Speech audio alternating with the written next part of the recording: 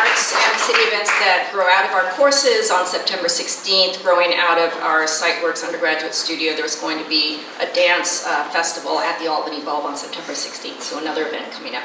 Now I would like to welcome Laura Bellick, who has organized our wonderful Global Urban Humanities Colloquium, The City and Its People. She's going to tell us about this kind of easy entry portal to Global Urban Humanities. That's okay. Okay, hi everyone, my name is Laura. I am a PhD student in the architecture department. Thank you. Thanks. This semester I got the pleasure to organize this colloquium series for the Global Urban Humanities. And I was so thrilled by Susan's invitation to do so because I actually came to Berkeley because I am very interested in interdisciplinary work. And I feel that the architecture department really does that, but Global Urban Humanities is one more way to gather together people around the university. So I had the pleasure during the summer to go across all websites around school and look into who are the people that are studying the global and the urban and the humanities. And me and Susan, we came up with this selection of amazing professors and PhD students that are gonna come to our colloquium series that is gonna be held every Tuesday at noon. You can see the lineup in our beautiful flyers made by Sarah. Thank you. Yeah. And tomorrow is actually our very first colloquium lecture from the series with Tom McNerney.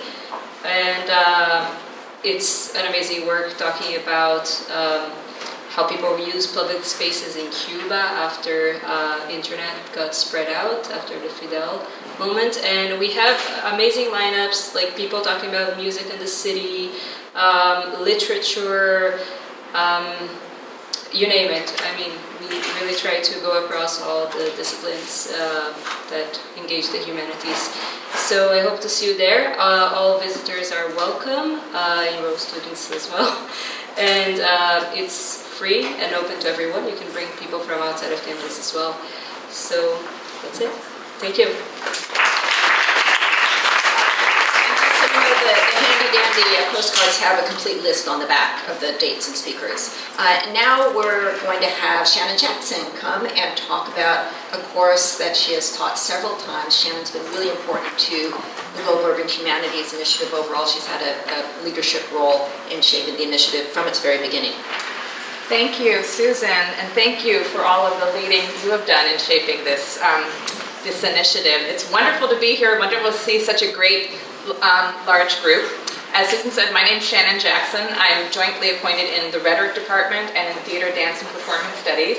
And I'm one half of the cross-disciplinary team that now is teaching this course for the third time. My colleague, Teresa Caldera, is a professor in the Department of City and Regional Planning. Just to give you a sense of things in my own work, I tend to focus a great deal on cross-disciplinary arts and culture, across performance, visual art, design, and media. And also I work a lot on the arts and social justice, whether it's arts responding to migration, housing, etc. So that's my work. Teresa's work is as a city and regional planner and also an anthropologist. She tends to work specifically on Brazil and generally on cities of the global south. And together we had the chance through this pairing to exchange theories and methods from our different disciplines to find points of similarity that might have been unexpected, as well as points of difference across how we do things that we might not have noticed or ever had to confront before.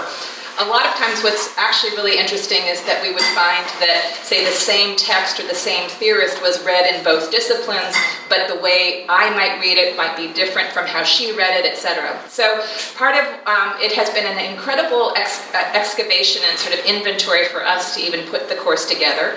And what we tend to focus on theoretically and methodologically, theoretically on what do we mean by the city, what do we mean by the arts, what do we mean by public space? In particular, what do we mean by a city, a global city? What do we mean by and how does that differ from the nomenclature of the world city? And when we talk about the arts, sometimes we're talking about practices that travel under this word art, maybe with a capital A art, and other times practices that might eschew that label and that might think generally about cultural practice and creativity. And then what is a public space? And how is that the same or different than a public sphere, the same or different than a public sector, and what does it mean to bring these three together? So we think about that theoretically through a lot of different theories around global cities, globalization, global cultures, recognizing that the arts sometimes are resistant to dominant politics in the city and sometimes enablers of dominant and sometimes unequal politics in the city. Bay Area people know what I'm talking about. But in addition to those theories and quite a bit of reading, we really do focus quite a bit on methods, on how to do things. So a lot of the course is focused almost weekly and at least bi-weekly on an exercise, on exercises that foreground the discursive practices of the humanities. What does it mean to do a discursive analysis? What does it mean to read an image? As well as what does it mean to do an interview, to make a map, to do a visualization, to take field notes. Okay, so that students can focus on one project throughout with all these exercises or take these exercises in different places, but it's a little different than the graduate seminar where one's reading a bunch of work and write a 30-page essay at the end. It's a lot more project work all the way along with a portfolio of work at the end. As Susan said, we've taught this course from the beginning, 2013-14. We always mobilize everything that's happening on campus and in the Bay Area, whether it was symposia that we're hosting or other things happening on campus. It's wonderful now. Some of the graduate students that were in that class have turned in dissertations or are turning in dissertations or advancing dissertations from there. It's been really incredible. Some also have even been placed in really wonderful positions doing cultural work in the city of Oakland, etc. So I'm really excited to have a new crew in the spring, and I hope you'll join us. Thank you.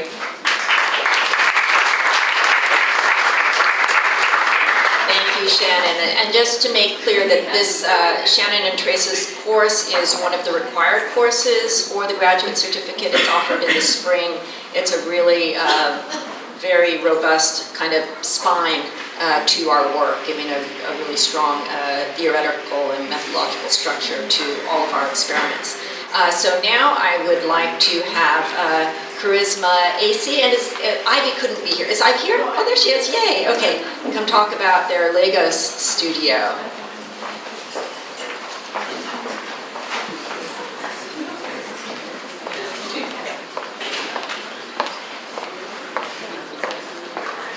Good evening, everyone. Before jumping into talking about the studio, I also want to join the long list of people to praise the Global Urban Humanities program. I got to be a GUH fellow last year with an amazing, last semester with an amazing group of faculty and graduate students. And what I love about the Global Urban Humanities is that you're actually putting the money and the resources behind interdisciplinarity. We talk about it a lot in academia, but there's not a lot of support or spaces to really do it and do it well. And it was just a fabulous semester, and where we're all equal, not faculty and graduate students, but just scholars looking to support each other and learn from each other, and it was super fantastic. So no reason not to go for the Global Urban Humanities, so I strongly encourage you to check it out. And now, super excited about this studio. It just occurred to me that some years back, Harvard used to have a studio to Lagos, Nigeria with Rem Koolhaas, caused a big sensation. But of course, they would fly over Lagos in a helicopter, right? They were, all this theorizing about the city from on high. And we're going to be the opposite. We're going to be on the ground with the people. In fact, working with some of the most marginalized communities in the in the metropolitan area. Vanessa Watson, scholar from South Africa, wrote a piece in 2014 called African Urban Fantasies, Dream or Nightmare. And the truth is, it depends on who you are and your positionality in the city. You know, it's a dream for some who can afford to live in the spaces that speculative urban capital are raising. You know, on the one hand, you have in Nigeria, one of two megacities on the continent, a landmass 3/4 the size of Manhattan rising up out of the Atlantic Ocean, kind of modeled off of Shanghai, Singapore, kind of this idea of a world city. And on the other hand, you have indigenous communities who have recognized rights to live there, fishing communities, low-income communities, indigenous communities who are being violently pushed off and out of the city and left to fend for themselves. And at the same time, just through their everyday practices, everyday activism, they are asserting their right to the city.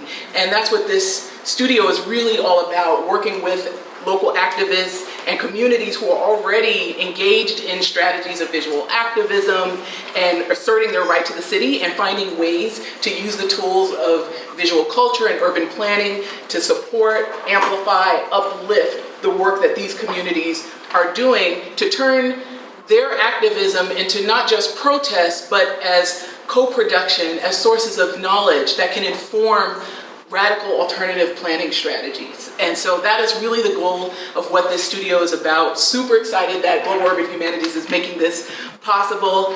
And we can talk about like the details of what kind of activities and projects you'll be involved in, but we're excited about this opportunity. I'll let my colleague say a few words as well. Thank you. Yeah. I'm Ivy Mills. I teach African Visual Culture in the History of Art department. I'm incredibly excited to be working with Charisma on this course. This is a very interesting time to be studying the city of Lagos because of the investment not only in sort of beautifying the city through urban planning, but also public art projects. So the state is actually funding sculptures, murals.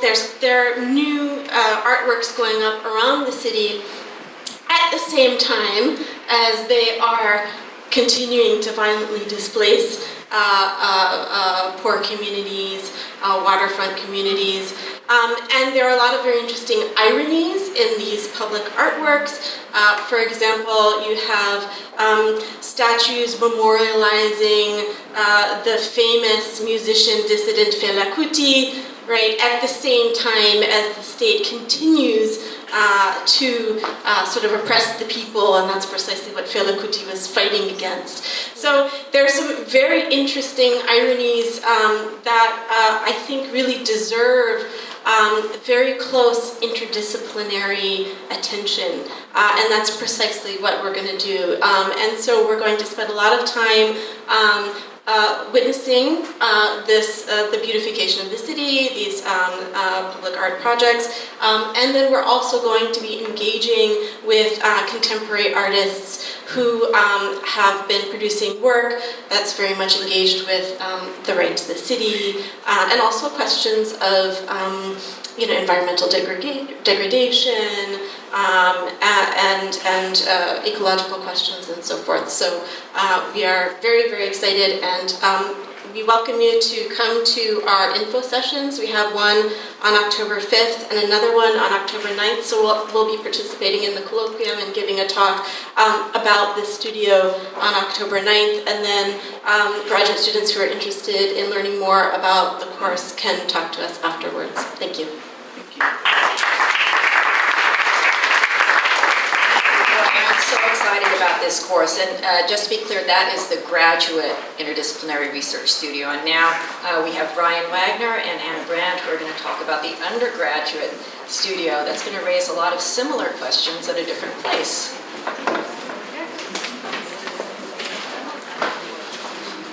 Thank you, Susan. So my name is Brian Wagner. I teach in the English department. I'm from New Orleans, and I started writing about my hometown a couple of years ago. I have 2 books coming out next year. One is about a legendary fugitive slave. The other is about this record album that came out in 1976 that takes the city's processional call and response traditions and arranges them as electric funk. In this class, we're going to, in the first place, be bringing some of the most exciting artists and activists currently working in New Orleans to campus. Among them, we'll have the principals from the Paper Monuments Project coming. As you all may know, in 2017, the city of New Orleans decided to take down its major Confederate monuments. It's still unclear what will happen. You know, it's an interesting kind of theoretical and practical question. You know, the podiums are there, they're empty. It's unclear what's to come. Paper monuments emerged in the wake of the takedown of the old Confederate memorials, and they have been around the city putting up temporary experimental monuments made out of paper. Some of them are posters, others are three-dimensional objects designed to spur reflection on the question of memorialization. So they will be here, and students in our course will be working closely with them, making their own posters reflecting on the history of the city. I should say that my role in the course will be really to introduce students to the political and cultural history of New Orleans in order to contextualize a very exciting ethnographic project led by Anna Brandt. Hi, everyone. So I teach here in the Department of Landscape Architecture, and I just moved from New Orleans actually a year and a half, just exactly almost a year ago. So like Brian, I have a great love for that city. So we are really excited about this course. I think we really want to tackle sort of the future of the city from a lot of different perspectives. So the second project that students will be working on is really close to my own research and what I've been doing in New Orleans since Hurricane Katrina. So Claiborne Avenue, which runs through the Tremé neighborhood, just north of the French Quarter, sort of the height of the tourist part of the city.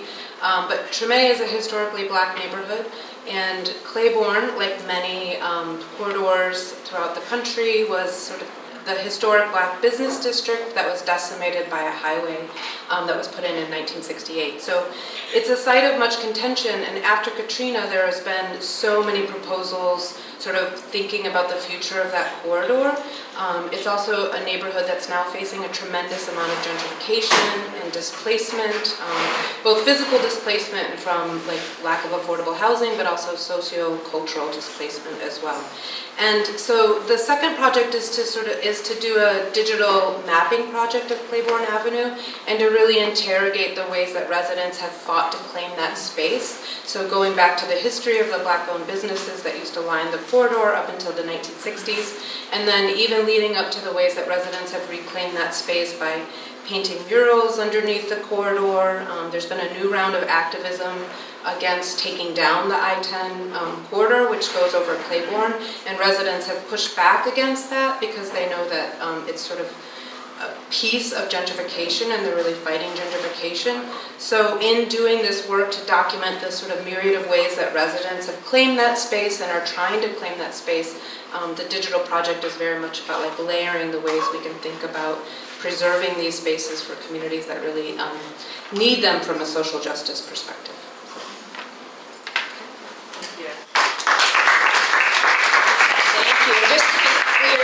For those of you who are thinking, oh, I would love to go to New Orleans or Lagos, this travel is supported financially by our Mellon grant. So your basic expenses will be covered if you go on those trips. I know you're eager to socialize and eat and drink. I just have a couple of things to announce, just to make sure you don't miss some important deadlines and events and opportunities.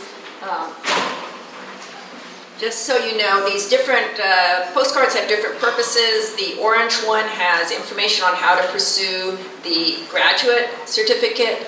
This grayish blue one is information on the undergraduate one. And this one that says Urban Imaginaries has a list of important deadlines, and I'm going to read some of them to you just so that you know what those opportunities are for. So we'll have graduate and undergraduate info sessions for the two studios. If you want to apply for the studios and take them in the spring, you need to apply in the fall. And those info sessions are September 7th and 11th. And if you want to apply for the undergraduate or graduate certificate program, that gives you priority entry into the studio. So if you want to do the studios, we're hoping that you will pursue the whole certificate program. So you should apply to be pursuing the certificate as well as applying to the individual classes. And the deadline for those certificate applications is September 14th. We also offer student publication grants, and we have on our table over there publications that have been supported by Global Urban Humanities. I also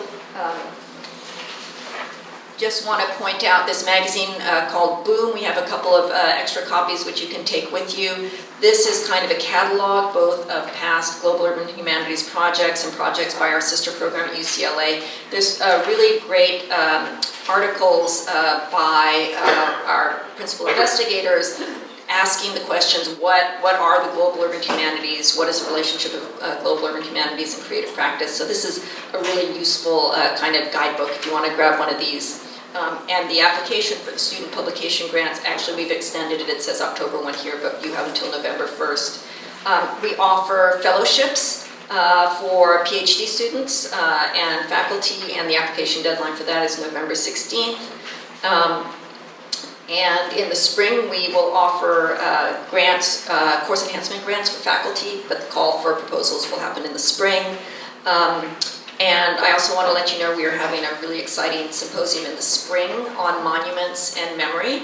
Brian and Anna are working on that along with Andy Shankin. Is Andy here? I just want to point out Andy because Andy will also be teaching our next year's traveling studio to Berlin.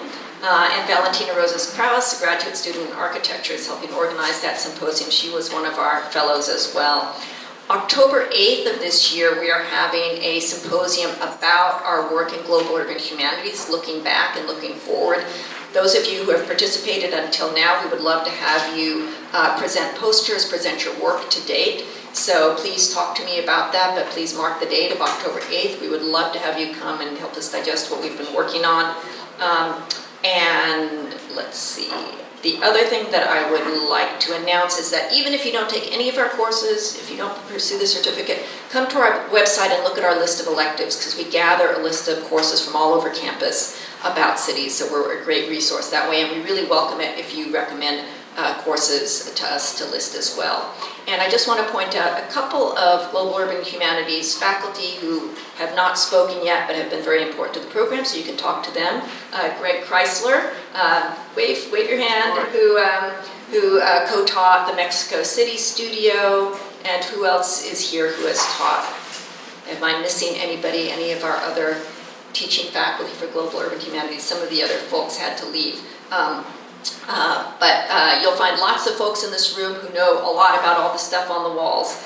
And let's see. And that's it. So thank you for being here.